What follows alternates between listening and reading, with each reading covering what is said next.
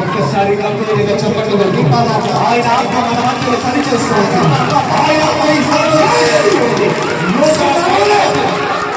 నూతన కోట్ల మాధవ సింహులుగా దేవుడు మన మధ్యలో ఉన్నాడు. తండ్రి స్థానంలో సంచరిస్తూ ఉన్నాడు. ఈ స్థలం వద్ద పరిశుద్ధాత్మలో పడుకున్నాడు.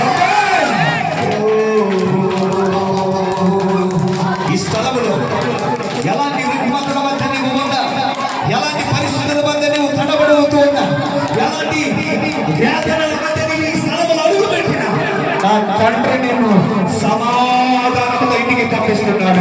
చెప్పండి గట్టిగా, సమాధానంతో ఇంటికి పంపిస్తున్నాడు. సమాధానంతో నీకు